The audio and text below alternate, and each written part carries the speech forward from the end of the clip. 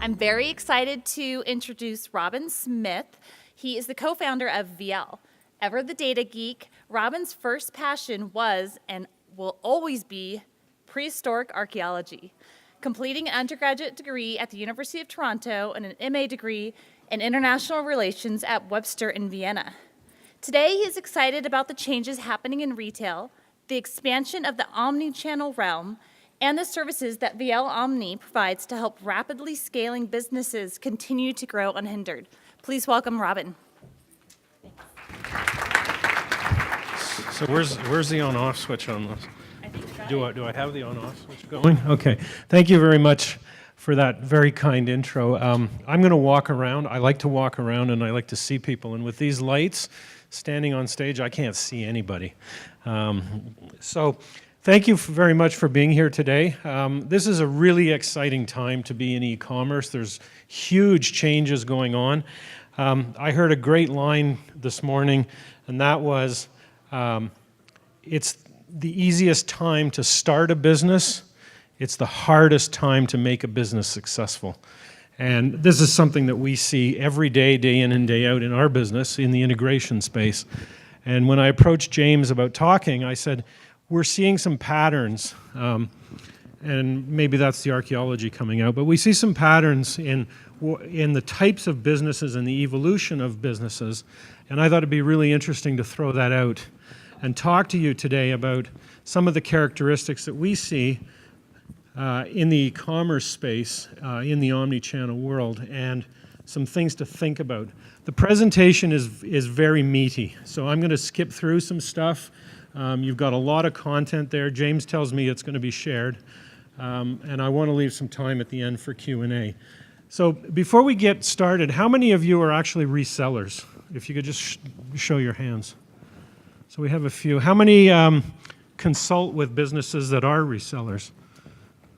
There's a few, okay.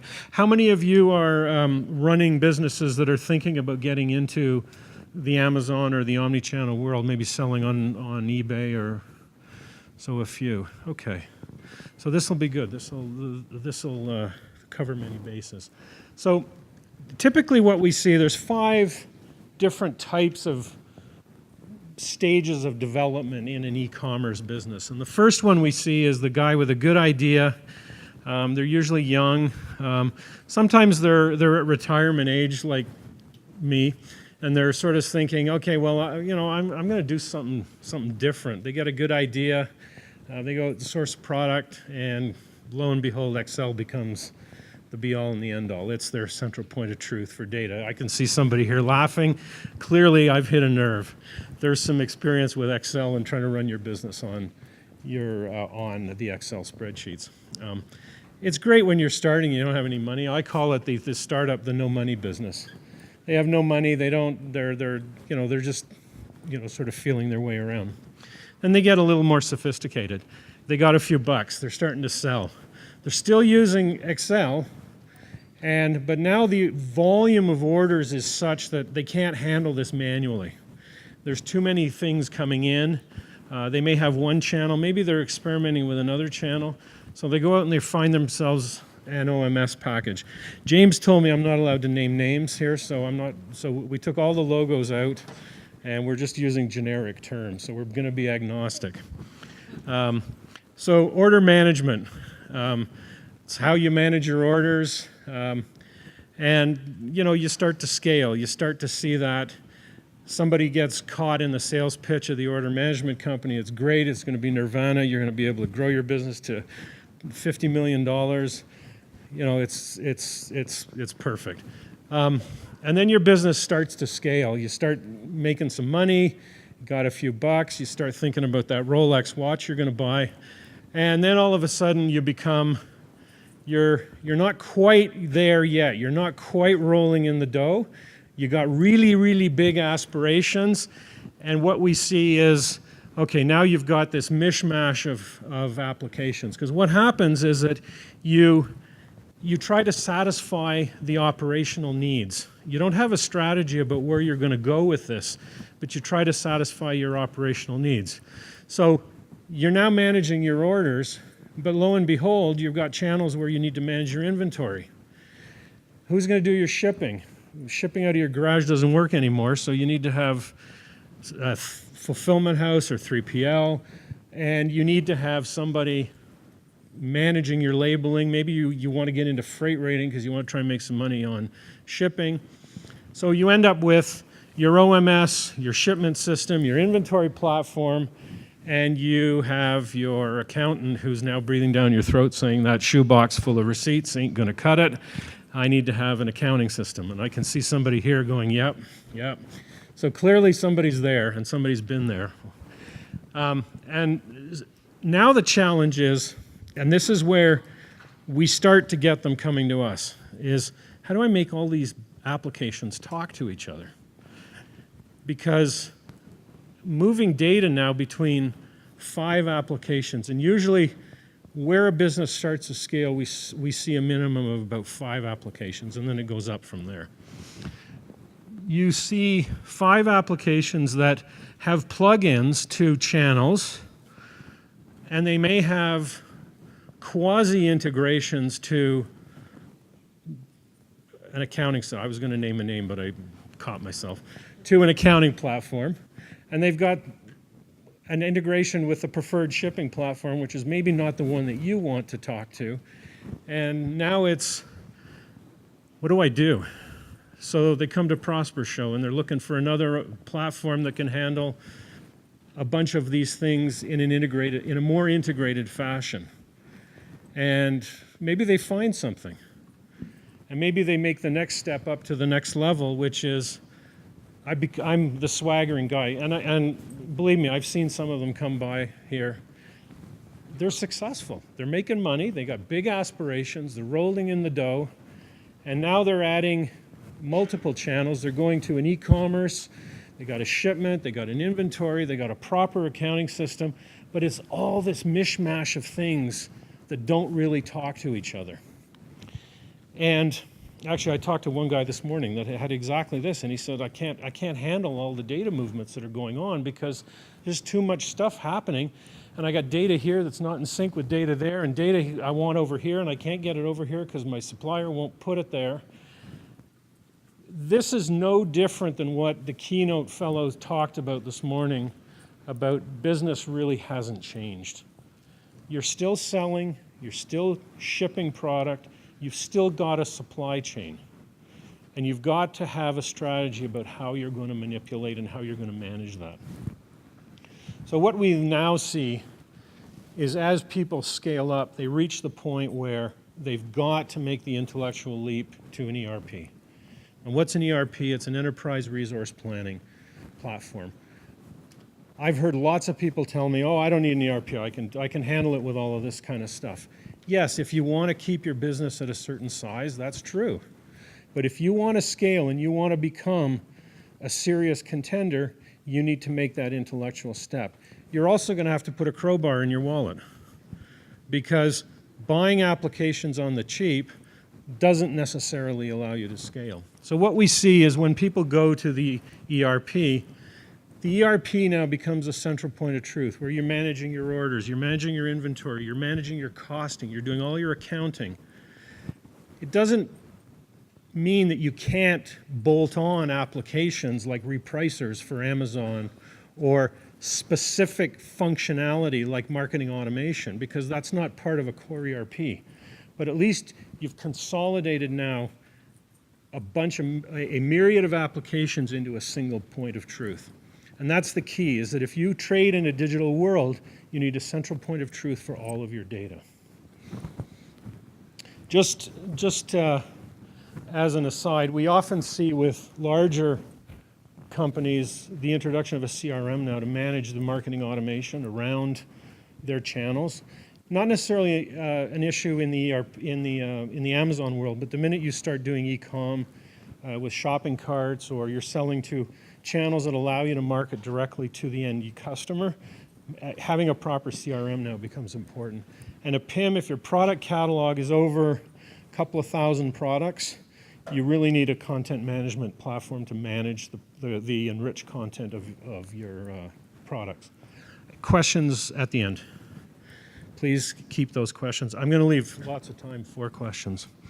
So what we see is that we see an application spread to satisfy an operational need without any form of organization or strategy. And this is time and time again we see this, is that applications are added in to satisfy an operational need rather than as part of a proper strategy of where that business is going and how that business is going to scale. I mean, this is, I'm sure everybody's seen this on LinkedIn. People have posted it on Facebook. It's the growth of applications, of SaaS applications from 2011 to 2017. So what's that? But that's just marketing, yeah. It's exploding. In every vertical, in every domain, there are hundreds and hundreds and hundreds of platforms and applications. So you need to be cognizant of what it is that you want to do and very aware of what you want to do. And because it's this constant state of evolution, complacency at any point in that process and in your scaling, it can be very expensive. You make a wrong decision around an application, to go back and now retrofit can get very, very expensive. So reactionary technology decisions, what we've seen over the years, we've been in the integration business for 25 years, they're expensive. And they cost a lot to undo. So it's really important to do your homework and to look at where in the business the application, the technology fits. This is a fantastic slide that shows the elasticity within a business as it evolves.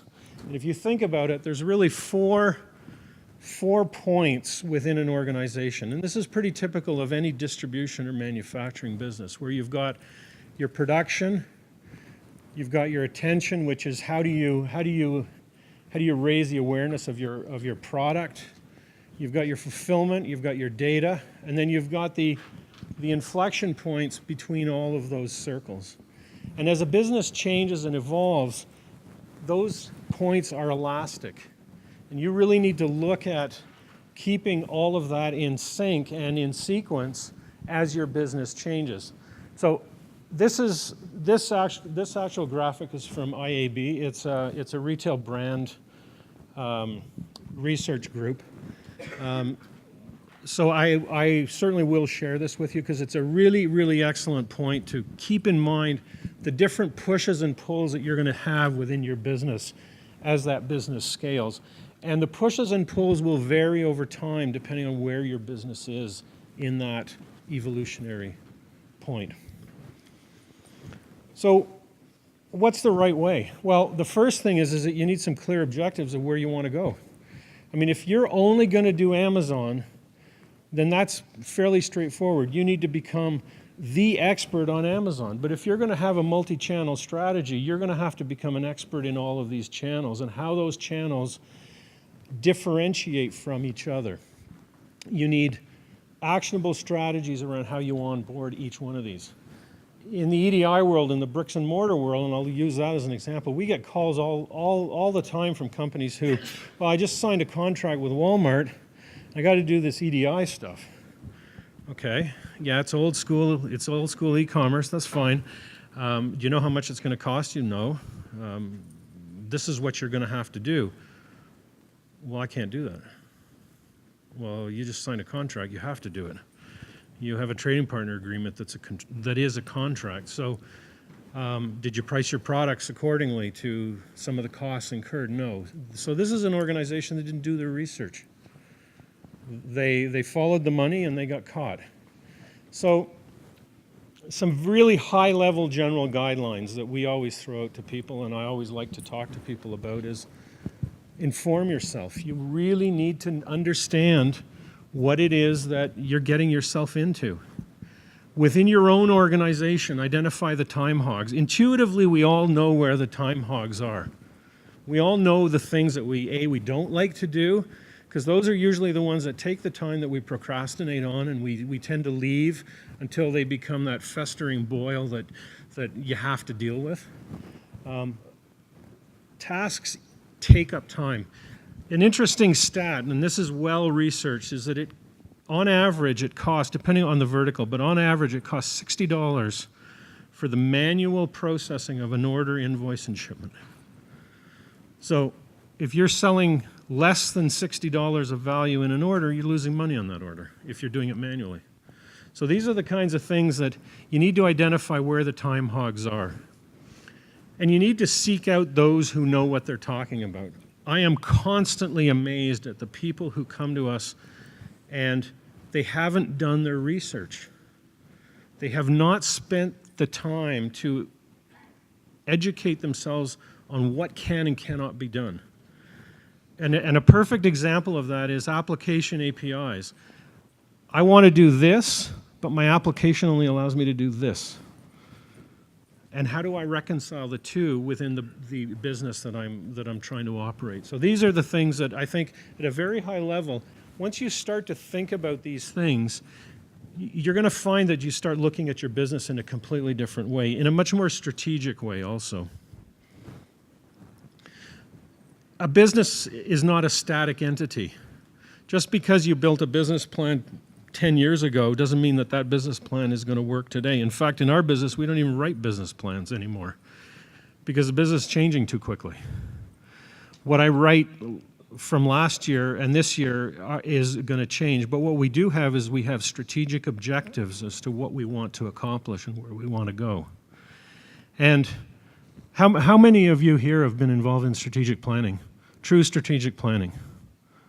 A fair number of you. That's good. Perfect. At each stage in the evolution of a business, a plan is going to change. Your strategic plan is going to change because the needs of that business are going to change. And what we say is you need your roadmap. You need your roadmap of where you want to go, and no companies are identical. So, yeah, there's lots of great strategic planning information out on the internet, but a template for one is not a template for you. It's simply a guideline. So you need to sit down and think about where you want to take that business. If it's simply one channel, then, as I said earlier, make it really good. If it's multi-channel, you're going to have a strategy of how you're going to manage each one of those channels, how you're going to fulfill them, and how you're going to execute on those channels. And your strategies and your approaches need to evolve as the business changes. And this is often one of the things that people, they do it and then they stop thinking about it because they get so caught up in the business and they get so caught up in the day-to-day. But you need to take that time, step back and look at your business. So create a strategy map for each one of them, for each one of the stages. And even if you're thinking 3 years out, the guidelines, you can put down rough guidelines. They don't have to be detailed at this point. No more than 4 items is what I always say to people.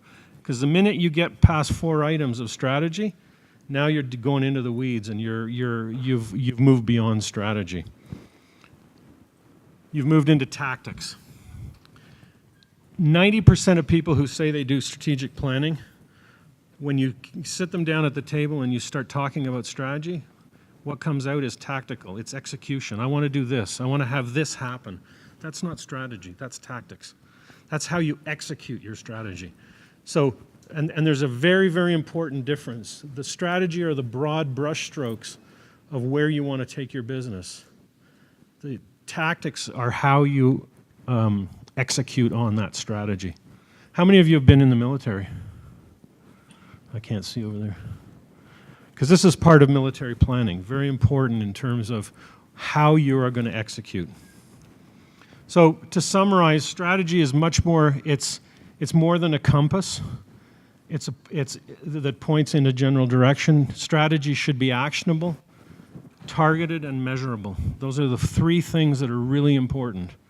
And the last one, measurable, is the one that people tend to overlook because they don't have the proper systems in place to be able to measure how effective their strategy is. And strategy is not execution. That's tactical. So if you've never been through a strategy exercise, where do you start? Well, you start by, what are your goals? Where do you want to be in 3 years, in 5 years? And you're probably wondering, why is an integration guy talking about all this stuff? Like, this is kind of weird. It's very important. And I'll get to that. But what does growth look like for my business? You know, do I want to be a $2 million business? Do I want to be a $10 million business? Do I want to be a $150 million business? Because at each stage in that development, you're going to have totally different requirements and needs. And then how do I measure my strategy? What are the KPIs, the key performance indicators that I want to put in place? And don't forget that KPIs are only a reflection of where you've been. They're not a reflection of where you're going. So you've got to think about the strategies of how you measure where you're going to go. And then what's this tactical strategy? And this is probably the most difficult one because the tactics forces you to get into the weeds. It forces you to get into the minutia of the operations of an organization. And that's where you want to define, if you come back to that elastic chart, that malleable chart, you want to look at all the pieces in that chart as to how the business expands and evolves over time as to what's important and where you want to be. What are the tools that you need to get there? Too many people approach technology as, well, I need to find an inventory management platform because I've got an inventory problem. Well, is that really your problem? Is your problem bigger than that, perhaps? But you're only seeing that particular piece of the puzzle as you're dealing with it on a day-to-day basis. And then you need to future-proof your decisions because, as I said, they get expensive to undo. Don't focus on an app or a platform at the beginning. A lot of people do this. They go out, I need an order management platform, or I need an inventory management platform. But they haven't worked through the operational issues around that. If you're doing drop shipping, do you really need a shipping platform? Because somebody else is doing your shipping for you. And so on and so forth. Create the list of the functional tools that you need to satisfy the elastic pieces on that chart. So if I go back to it, if fulfillment is an issue, what are the pieces within fulfillment that you need? Is it inventory? Is it order? Is it the return processes? Is it an RMA platform that you need? So by doing a holistic 360 of your business and understanding all the bits and pieces allows you now to build a technology strategy. Because you can't divorce technology from the business. In any technology, there's a technology layer, and what sits on top of it is the business layer that runs that business. So this is what we see in the sales cycle when people come to us, and we have terms for them internally. The first one is, I call it the sales pitch sucker. This is the guy who doesn't have a clue what he needs. He just thinks he needs, or it could be a gal too, but they don't really have a clear sense of what they want. They've just heard some really good sales pitches. They haven't documented anything. And they blow with the wind based on the great sales pitches that they hear. And I see some people smiling, so clearly people have been through this. You need to document when you start looking for solutions. It's really, really important. And then the other people we get is what I call the analysis by paralysis. And this was an old Cajun guy whose EDI software we used to sell years ago that had this. He said, "It's too much analysis by paralysis out there." This is a guy that overanalyzes everything. They've talked to every platform 10 times. They know what they want, but they're just so paralyzed by the analysis around it. And these guys can't make a decision. So they suffer with whatever they've got, their Excel spreadsheets or whatever it is.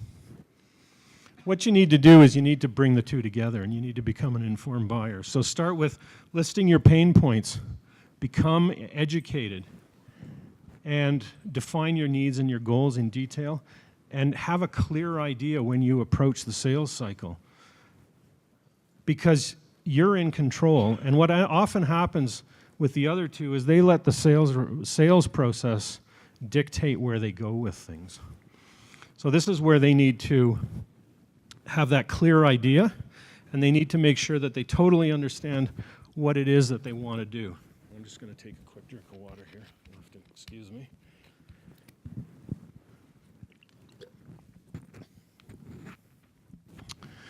And then you go through the search for solutions. So how do you find the right solutions? Well, the first step is research. It's never been easier to find out about applications.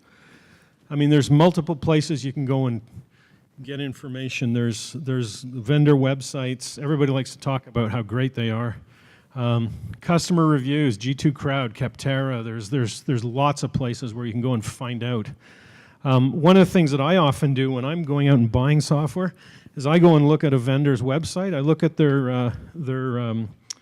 their key customers, and I'll phone them up. Hey, I want to talk to you about your experience with this product. And usually people are surprised that you do that, but you get a huge amount of information. So it's your business. You need to take control. You need to be doing this kind of stuff and not be led. So what I say is beware of the vortex. One vendor, one solution. I mean, that's old school today. The old school used to be, I want to have one neck to choke. I mean, there's too much complexity in the application stack today for one company to be good at everything. That's why we're integration specialists. That's all we do. We don't put in anything else. We don't do anything else, but we make systems talk to each other, because that's what we do. So to be looking for one solution, I think today is fallacy. Partners that can claim they can do it all, there's nobody that can do it all. I mean, you need to find a group of people who have common culture that can work with you on your business objectives that allow you to meet your business goals. Right now, there's a lot of hype. We're in e-commerce. We're in a hype cycle. It's ridiculous the amount of stuff that's being said. Like, one of the ones that drives me nuts that I hear regularly is, well, I want to make my shopping cart the central point of truth for inventory management and product management. I mean, what kind of insanity is that? A shopping cart, an e-commerce cart is for taking orders. It's not for managing your inventory or managing your products to push out to other channels. But, I mean, Magento started it. Shopify does it. Why? Because they're all about getting more revenue through their systems. It's not in your interests. So this is the kind of thing is staying out of that hype cycle. And the other thing that we often see is not taking into consideration how an application is going to affect the others in your stack. People sometimes will focus on a tactical issue around, I need to solve this, without taking into consideration how it's going to interact with all of the other applications there. And anytime I hear custom, I tell people to run. I mean, I've heard a couple of people here today talk, well, we're building our own ERP. Why would you do that? I mean, if you've got $500,000 to burn, why don't you invest it in something else? So I'll take that question and we can explore that after. So finding your solutions, no, I didn't. So just to summarize, beware of the vortex, because this becomes a vortex real fast. So just that executive recap, list your goals and needs, create a list of your must-have functions, very important. Hit the internet. There's so much information out there. Narrow down your field to a couple of top contenders. They may not necessarily be the ones that come to the top on search engines, because it's so easy to manipulate that stuff today. Sometimes it's applications you've never even heard of. So if you're creative about the way you search, and approach it with your needs. It's got to be what you need to do as part of your overarching strategy. You go into the evaluation process.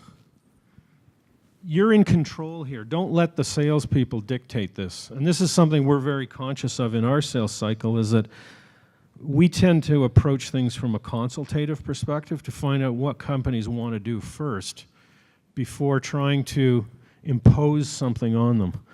Most people that are pushing boxes or pushing a product are going to try and get you into their sales process. And that's something that you have to really be careful with, because that sales process may not align with where you want to go. It's easy to get sucked into that, and then you get pestered. Try before you buy if you can. I mean, this is an obvious one. And much of this stuff is common sense. Don't engage until you're ready. It's you who's in control. You're the one spending the money. It's not, the sales rep's got to meet quota. I mean, I sell. And yeah, it's nice to close at the end of the quarter, but it's you paying the bill, not sales rep. Have the conversations. Have deep conversations, and I'll go into this in a further slide. And document your gut feelings when you're talking to people. This is something I find people don't do, is they reflect only on what they heard, the positive things that they've heard, not what their gut reaction was to things. Usually your gut is right when you're talking to people. If you're talking to somebody and they really know what they're talking about, I mean, you're going to have a very different reaction than the reaction you're going to have to somebody who has half an idea. You need to make sure that you're keeping track of that kind of stuff and respect your own timeline and be in control of your timeline, because it's easy to procrastinate on a difficult decision and then find yourself at the 11th hour having to make a decision, and inevitably you make the wrong decision because you're just trying to get it off your plate. Compare solutions accurately. Now, this is something we see day in and day out. I've got somebody who phones me up and says, well, can you do this? Yeah, we can do that. How much is it going to cost? Well, I don't know, because I don't really know what you want to do yet. Well, I want to do this, this, and this. Okay. How much is it going to cost? Because so-and-so quoted me $12,000. Well, we haven't even started talking about what you want to do. So that tells me that's somebody who's really not that interested in their business. They're really interested in how much it's going to cost and how fast they can make that problem go away. That's probably not a customer that I want. So I would prefer to have somebody come to me who's really done their research, they've narrowed their field, and now they want to have a really serious conversation about how we can help them grow their business. Because solutions are unique just as the company is unique. The minute you start getting into a one-size-fits-all, you're making compromises on your business. And this is where, unfortunately, when you start to scale, you have to make those compromises, and where your strategy and what you're willing to compromise becomes super important. Avoid comparing solutions by price. I mean, I have seen so many companies make a price decision and then end up having to rebuild everything at a more expensive rate because they didn't want to pay the more expensive rate, and in the end, the solution has cost them considerably more money. And the other point is being afraid to make a decision because you don't understand the value of that price. And this is something we see a lot of. Because technology is becoming more and more complex, our ability to evaluate the value of that technology becomes more difficult. So it's natural human psychology. We fixate on what we can understand, and that is how much it costs. So if I say to you that that integration is going to cost $25,000, and you've got somebody who's saying, well, I can do it for 10, and you have no mechanism to really evaluate the ROI around that, most people's natural reaction is to go with the cheaper solution. And that's something that you have to catch yourself. You have to take that bias out of your research, because you really need to dig in to understand what the solution is all about.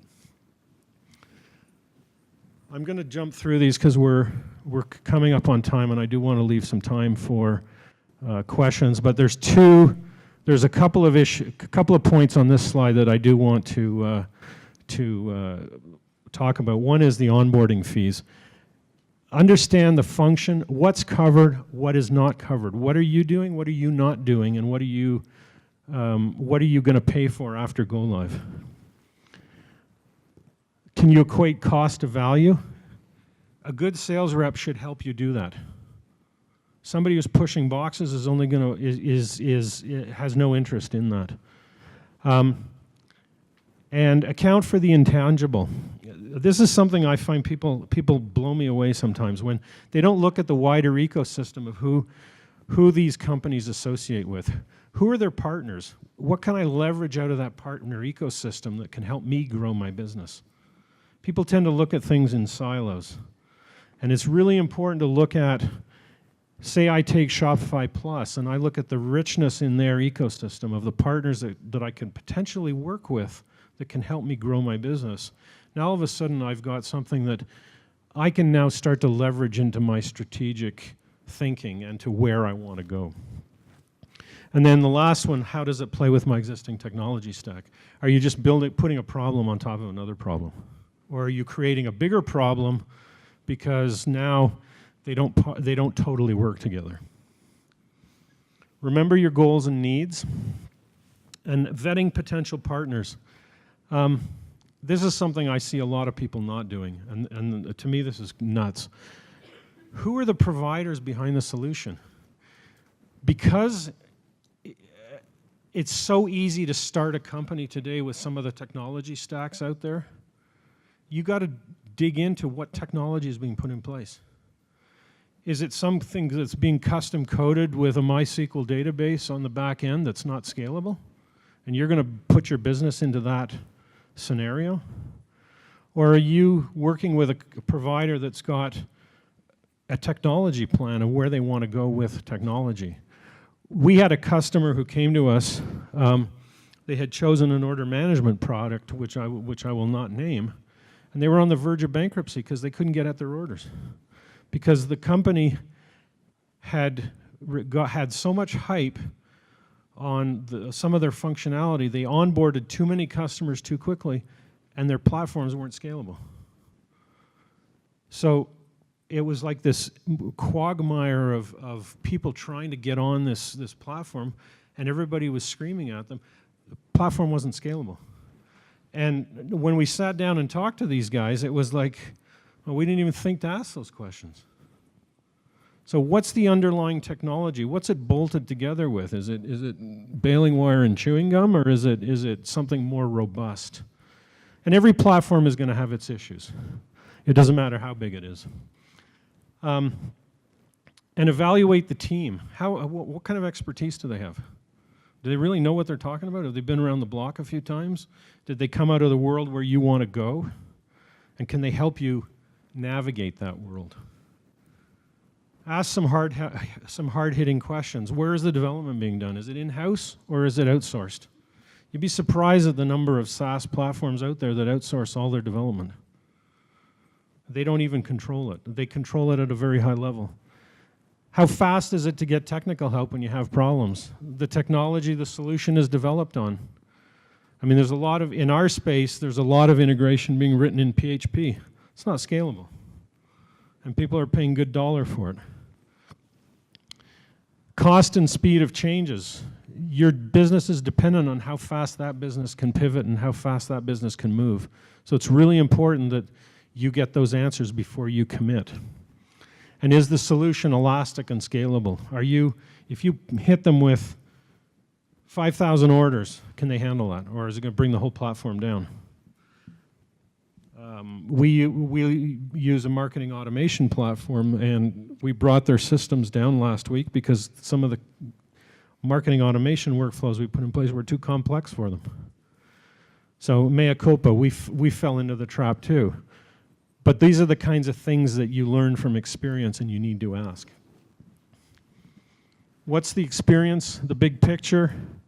Is it a really small piece? And then most important, do you have a culture match with them? Do you see eye to eye? Do you get along? Because believe me, you do have personality conflicts between buyers and sellers.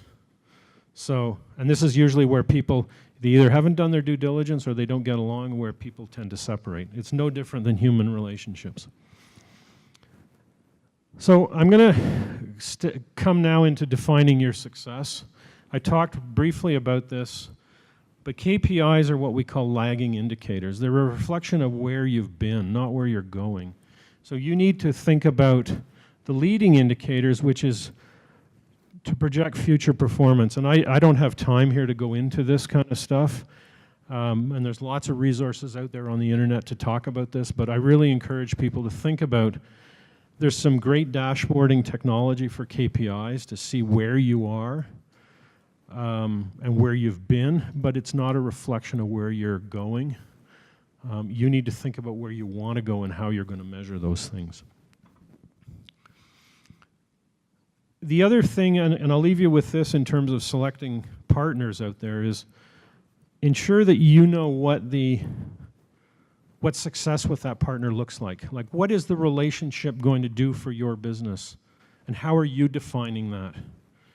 because too many people make technology decisions based on the technology and not how that technology is going to move them forward and how that partner is going to help them move the business forward. And how are they going to communicate success?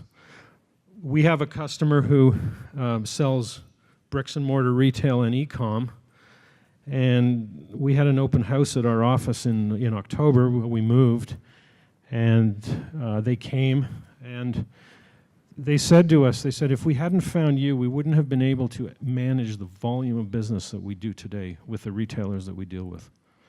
Simply because you forced us to put a strategy in place around where we wanted to go, and we hadn't even thought of that. So this is something that finding those partners and working with those partners, it's way beyond just a technology buy, and that's really important.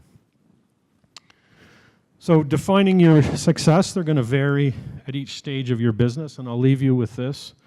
But at each step, you have to define what success means to you, because it's going to be different as you grow and as you evolve and as you change. So let's get into, we hit the big time. Let's look at some of the issues around integration, because I'm going to talk a little bit about integration and the various pieces. So if I go back to the first slide here, you've got ERP as your central point of truth. You got your e-com. If you're doing traditional bricks and mortar retail, you're going to do EDI. I'm not going to talk about EDI here. CRM, your customer relationship management, and that can include marketing automation. And more today, what we're seeing in omni-channel business are PIMs being brought into the mix to manage product information. And that can be base product information that comes out of the ERP that is enhanced. So all the enhanced SEO tagging, the extended descriptions, all of that stuff can get managed in a PIM and then pushed out to the various channels that one would be dealing with. So let's go through them all. I'm going to go through these fairly quickly so that I've got some time for questions. ERPs, again, look at the errors and efficiencies that you're looking at in each step of the way, because if costing is an issue, then you make sure that you get an ERP that does costing very well. A lot of people do costing on spreadsheets, and if you're a reseller, costing is really, really important, because that's where you know whether you're making money. So at each step, you need to be asking these questions. Is my current strategy enabling or inhibiting growth? Does it allow for automation within the application? A lot of applications force you to do things manually, but can you automate things? Like, can you auto-create invoices when you ship, for example? So these are just a few things that one needs to think about. And these, for each one of these types of applications, they're going to be the same. How many SKUs do I have today? How many am I going to have tomorrow? And how do I manage all the information related to that? The higher your SKU count, the more difficult it becomes. Remember, we in the e-commerce age, we're trading on the value of our digital data. If our digital data is garbage, that's what our business represents.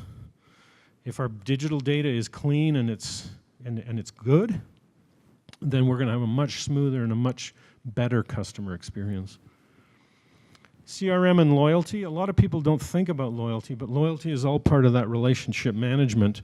And it's one where if you get into channels that are outside of Amazon, and many of you are thinking or are in other channels, loyalty and how you retain that customer is really, really important.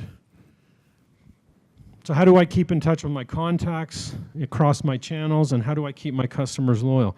Because it's way more expensive to get a customer than it is to keep a customer. So if you've got a customer, you want to keep them buying from you because they already trust you. So somebody who's brand new, it's a much more expensive spend to get them. E-commerce platforms, how do I create that online experience that fits my goals?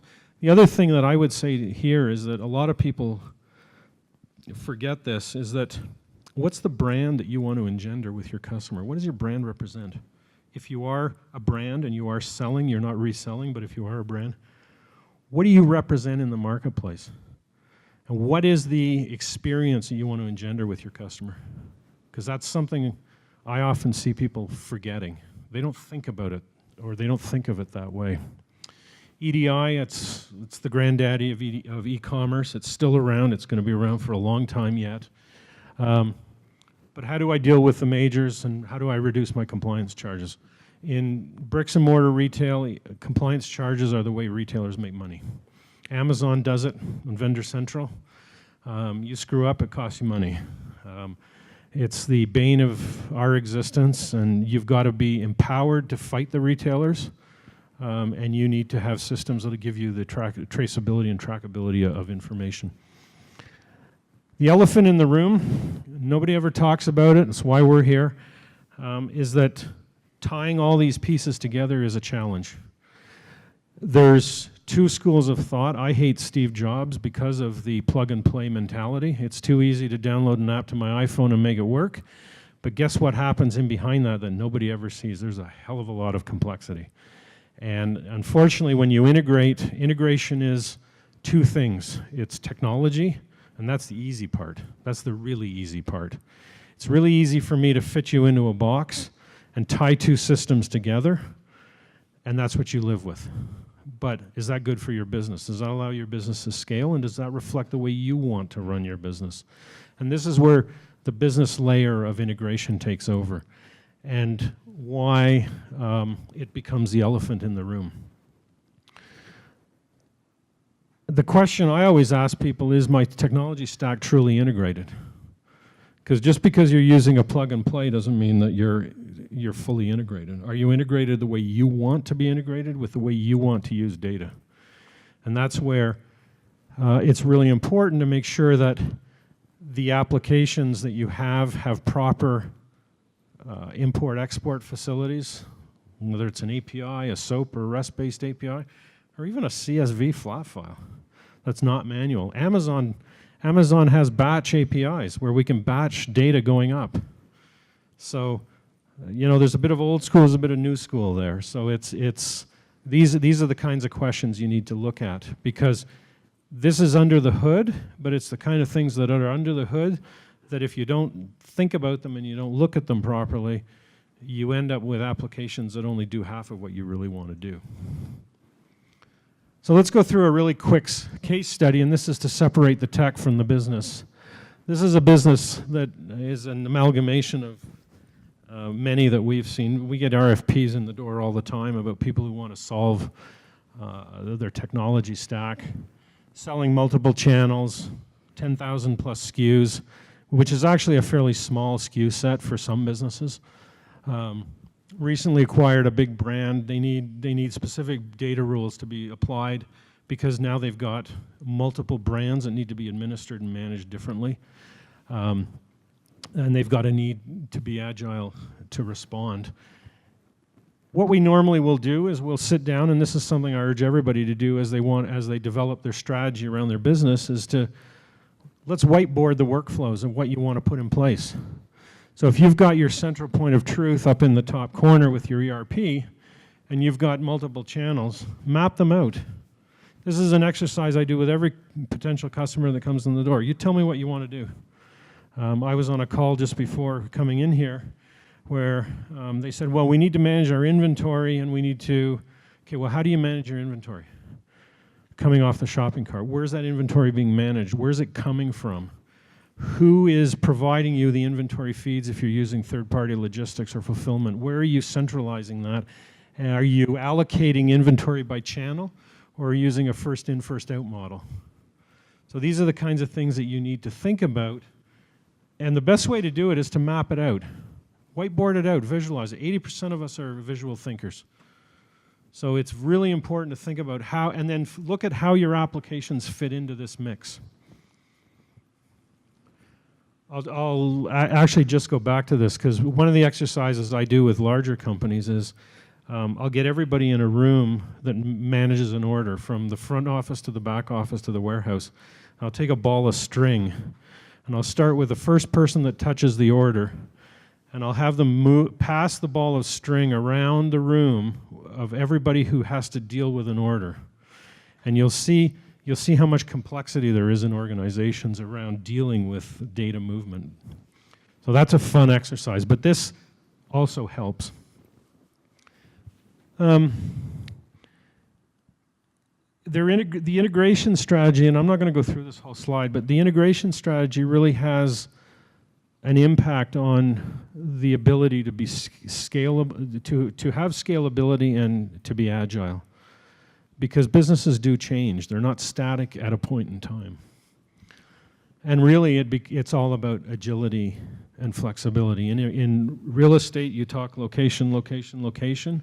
Well, when we look at integration, multi-channel integration, it's all about agility and flexibility. Because the APIs will change, a partner's business practices will change, and you have to be able to respond to those changes. And you have to be able to respond in a timely manner and not beholden to them.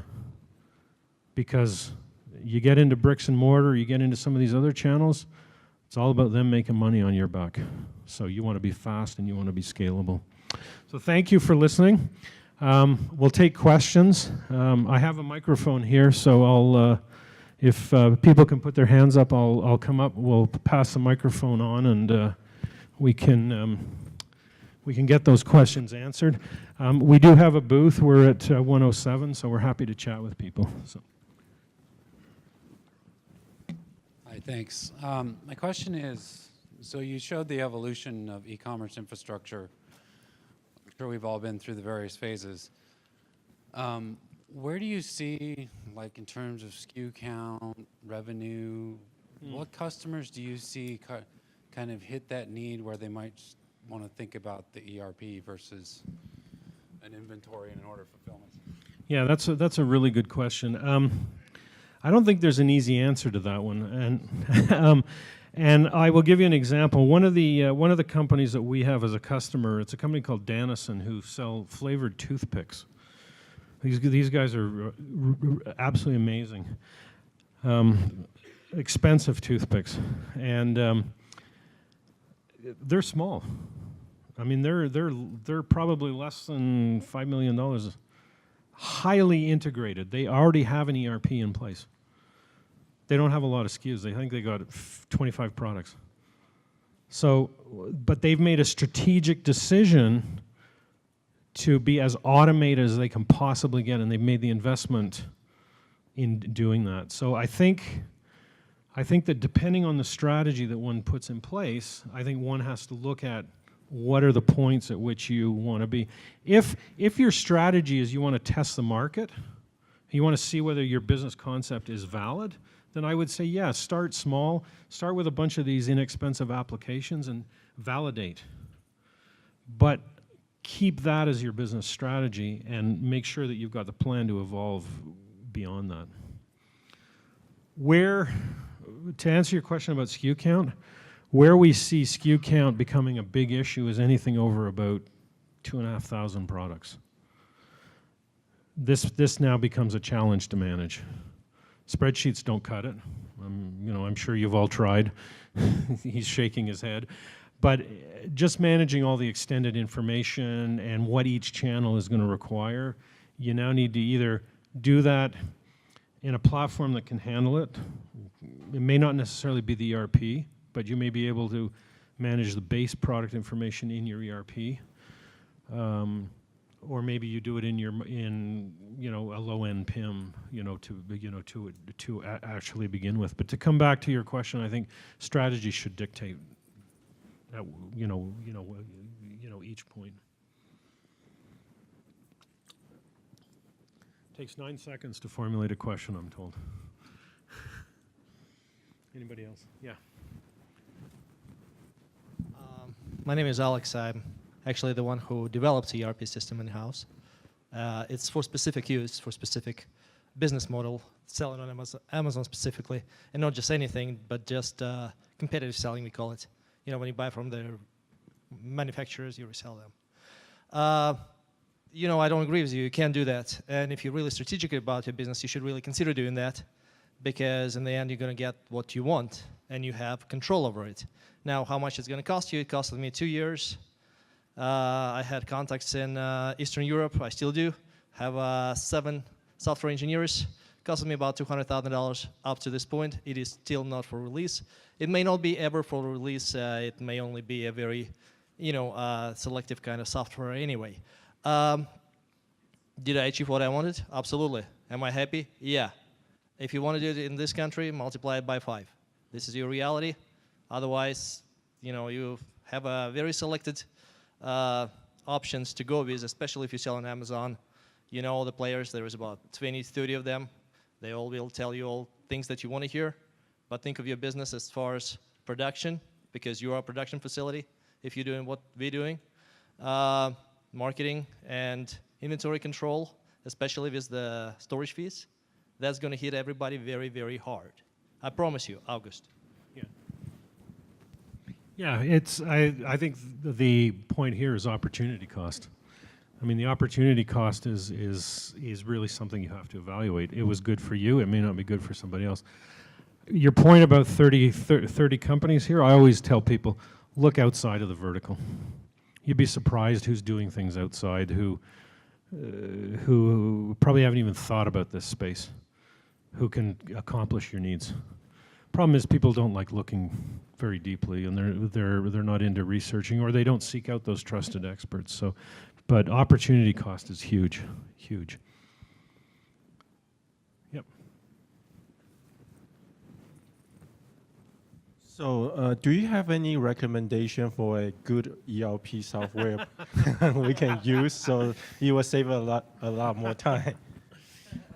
Okay, that I can't go there, unfortunately. I have to be diplomatic about that. I can one-on-one, but I'm not going to make them here. And it's really simple because I don't know your business. So because an ERP that fits a distribution business, that fits a manufacturing business, are two completely different beasts. So it makes no sense for me to just throw out a bunch of names. And besides, if I did, James would kill me. So, and I think my wife wants me home. So, that's. You said a minute ago that you hated Steve Jobs. Can you expound on that? I'm stuck on it. He's stuck on why I hate Steve Jobs.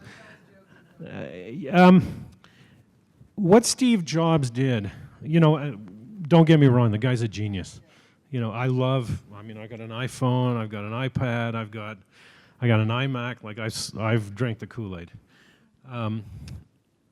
But what they did, and I think it was a particular point in time where people were looking for simplicity.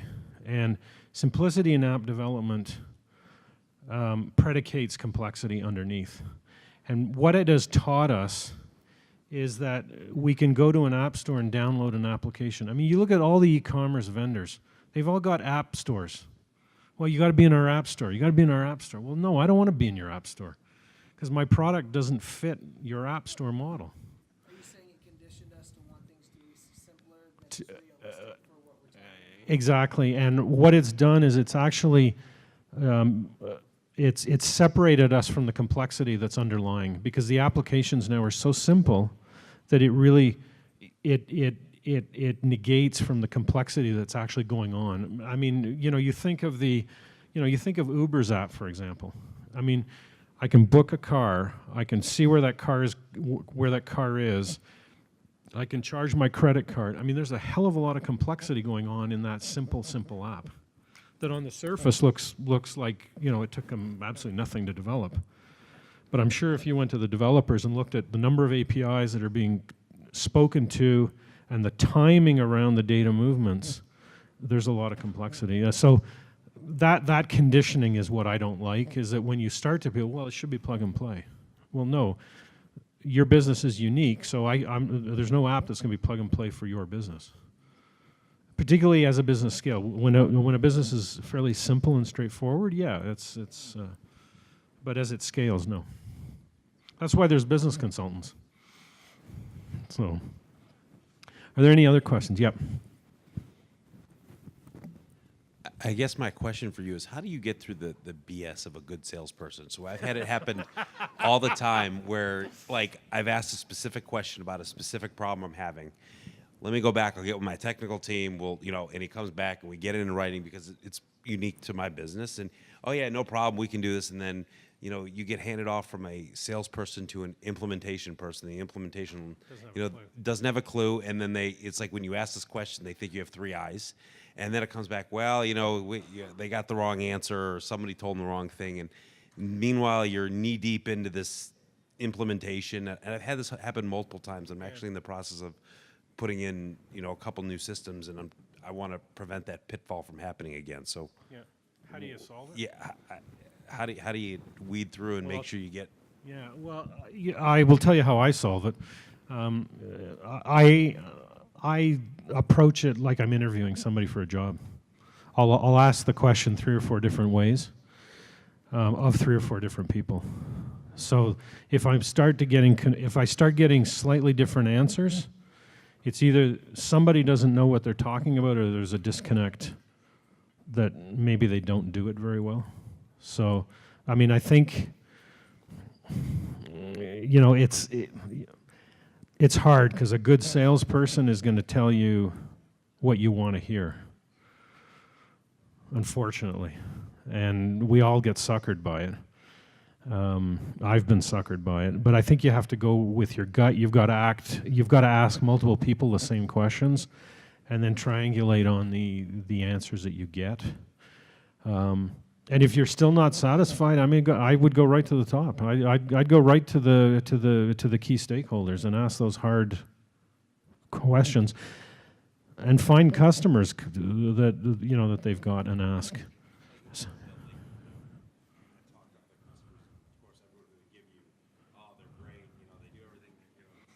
That's why we don't give references. Yeah, no, it's a tough one. For sure, it's a tough one. Are there any other questions? I think I'm being told we're out of time. Okay, if there's any other questions, come by the booth. I will certainly be there.